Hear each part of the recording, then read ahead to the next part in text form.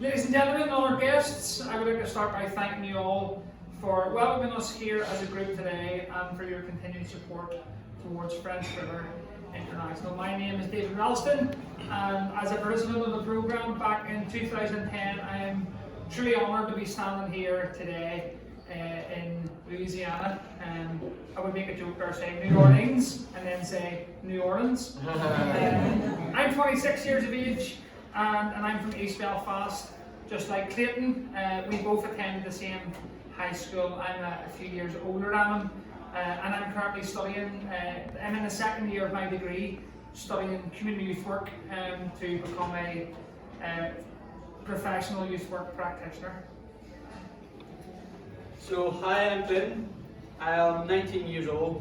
I'm from East Belfast, Northern Ireland, as David said. We have went to the same school together, not together, substantially a lot.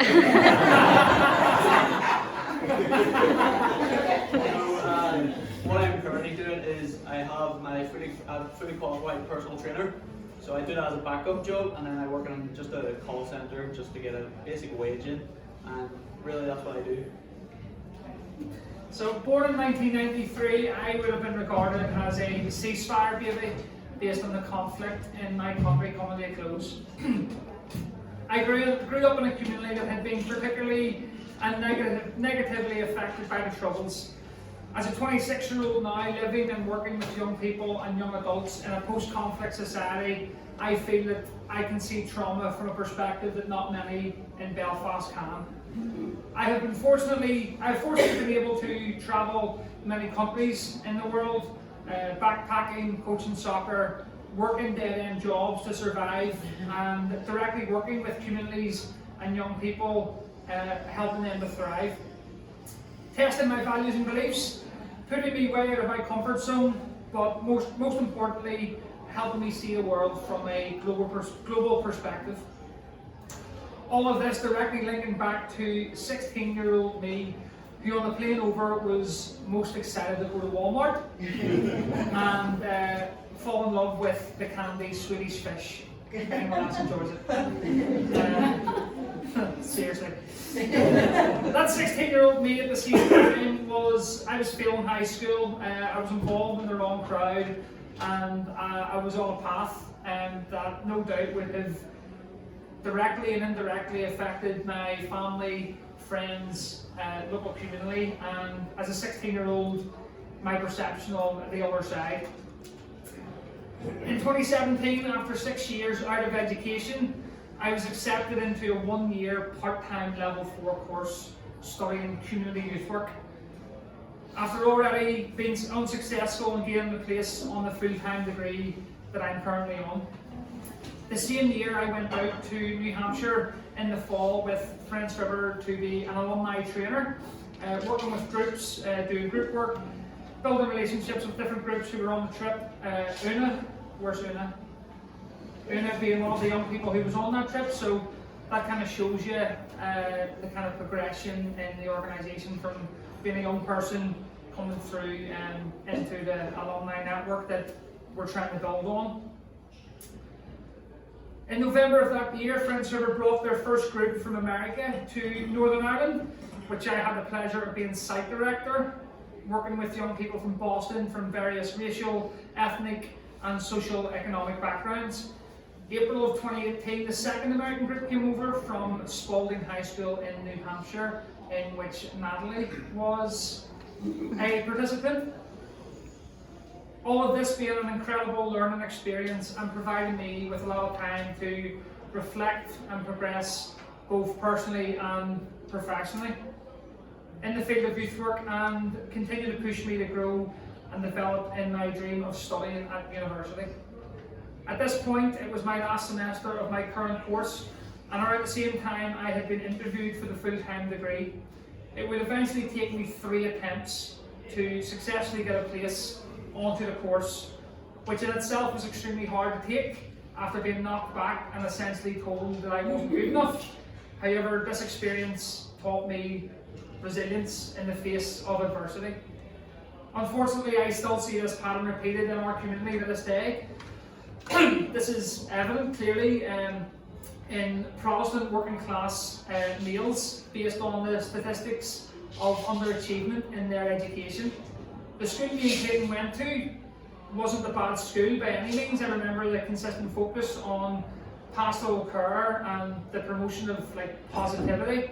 The factors of underachievement for pupils from the same background, I believe, to be a domino effect of family members not finishing high school, the high rise in unemployment, and the fact that we are still growing up in a society still overshadowed by the horror and daily reminders of the Troubles.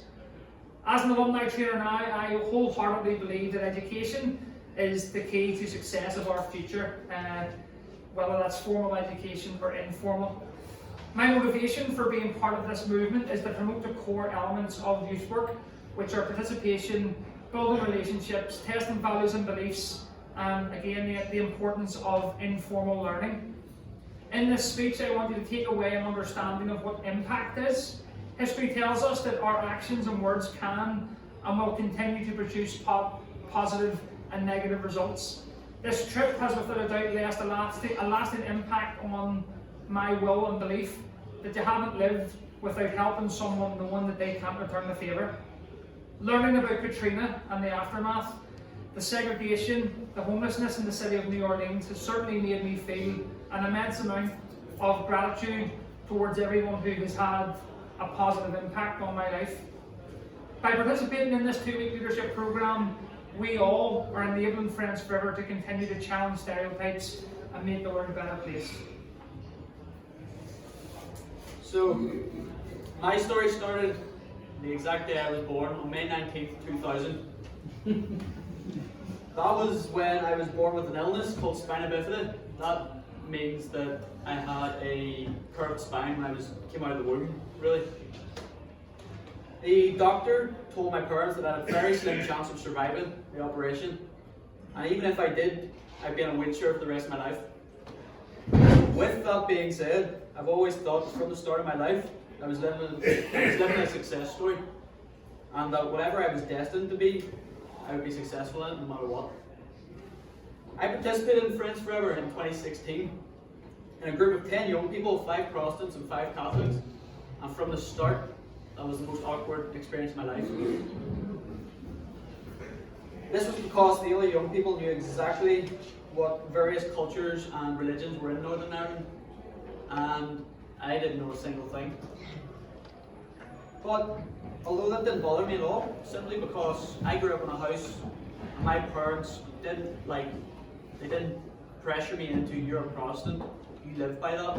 They wanted me to grow up and figure it out for myself and see the wide perspective of everything, really. Just see the world and see what I want to identify as myself.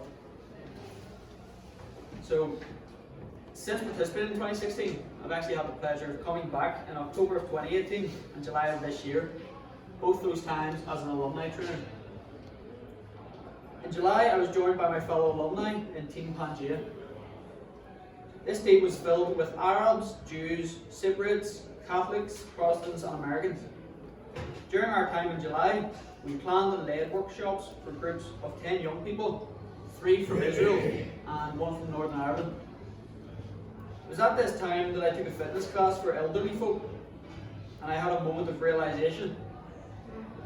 I was told 19 years ago that I was supposed to be dead or in a wheelchair, and here I am taking a fitness class for the elderly and working as a full-time personal trainer. This feeling that I felt at this time was extremely overpowering and motivating, and it truly made me appreciate life more in general. Friends Forever has made me achieve my dreams and also proved that I can make new ones. For instance, I've also wanted to attend university, and because of Friends Forever, I can not only attend university, I can attend university in the US. And I'm getting so much support to apply and finalise the application to further achieve another lifelong goal. I now embark on my next chapter with Team PAX. The team is consisting of Natalie, Una, Kez, Laurie, David and myself.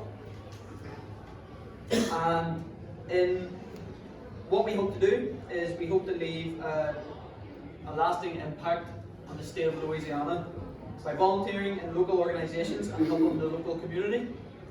I want to thank you all for your continued support. I'm thankful to be sharing my story with you all today. Thank you.